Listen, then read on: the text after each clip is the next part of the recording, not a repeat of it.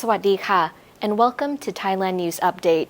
In today's news, relevant COVID insurance options for foreign tourists, Thailand's car export numbers increased to 1 million units for the first time in 2 years, and a COVID-19 patient kidnapped from a quarantine hotel. All that and more coming up.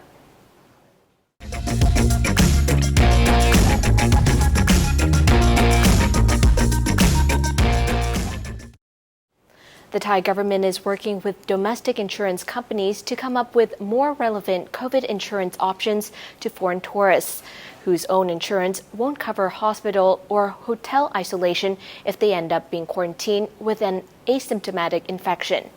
The governor of the TAT says officials are in talks with the Office of the Insurance Commission.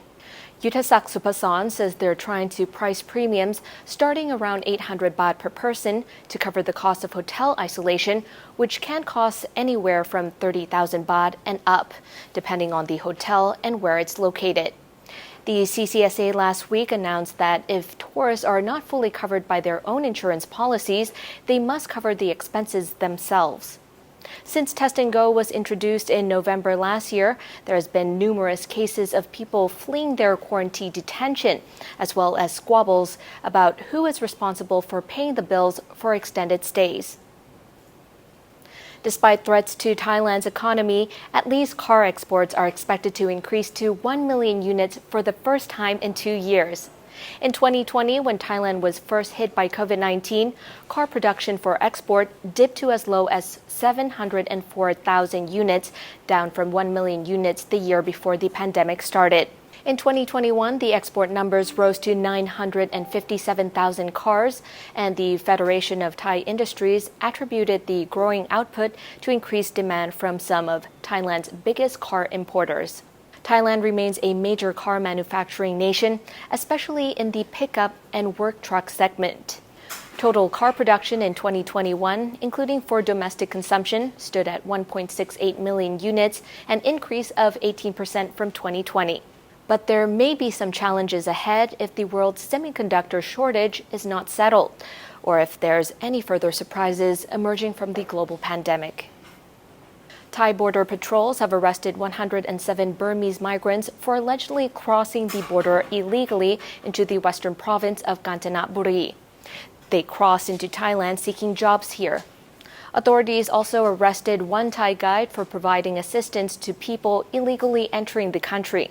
Authorities turned the migrants, 66 men and 44 women, into Mueang and Sangkhlaburi police for legal proceedings for illegal entry pending deportation. The migrants had paid or planned to pay from 10,000 baht to 27,000 baht each to Thai job brokers. This news comes after Thai authorities arrested and planned to deport hundreds of Burmese migrants last week in similar situations. These migrants usually paid brokers from 5,000 baht to 20,000 baht, although some even pay up to 50,000 baht. Last week, U.S. President Joe Biden sent a letter to ASEAN leaders assuring them that the proposed special US-ASEAN summit is still on the agenda. His signed one-page letter made it clear that despite the summit's postponement, the U.S. is still committed to further strengthening its relationship and cooperation with ASEAN. But after nearly 6 years since the start of the Trump administration, Washington is yet to appoint a new envoy to the Jakarta-based ASEAN Secretariat.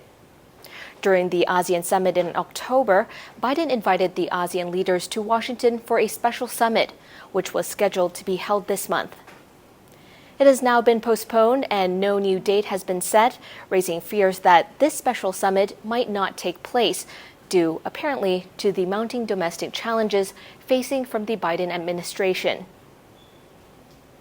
And a woman infected with COVID-19 was allegedly kidnapped from a quarantine hotel in Bangkok by a group of men posing as police officers.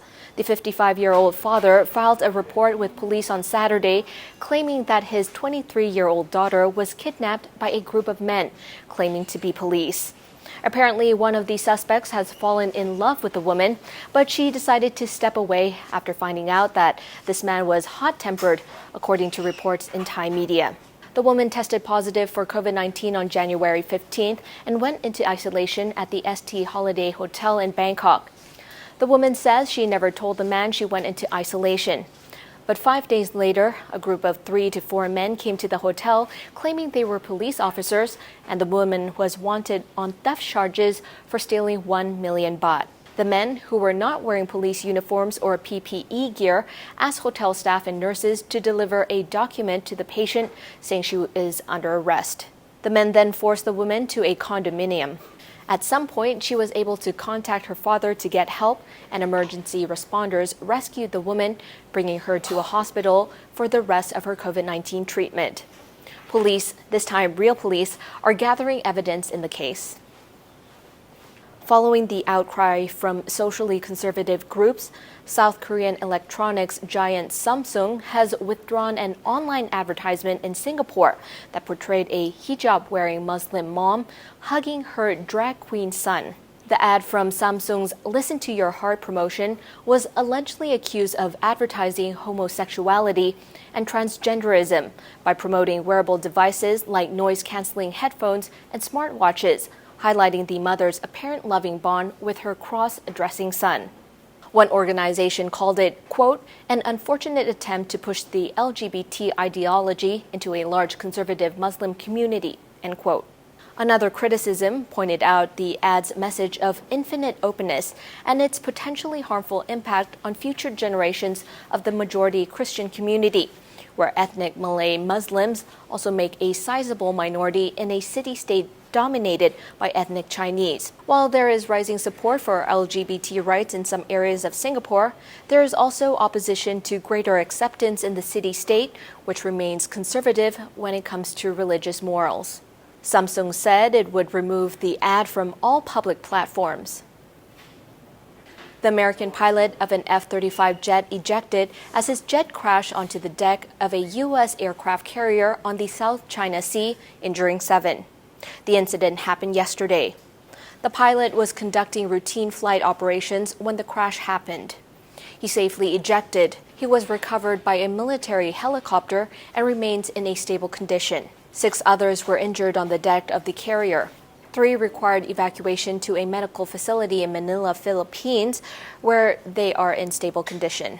The cause of what the statement called an in-flight mishap is under investigation. The 3.4 million square kilometer South China Sea has been in the site of frequent naval activity in recent times, as China continues to assert claims of sovereignty over almost all of the area by fortifying and militarizing islands and reefs.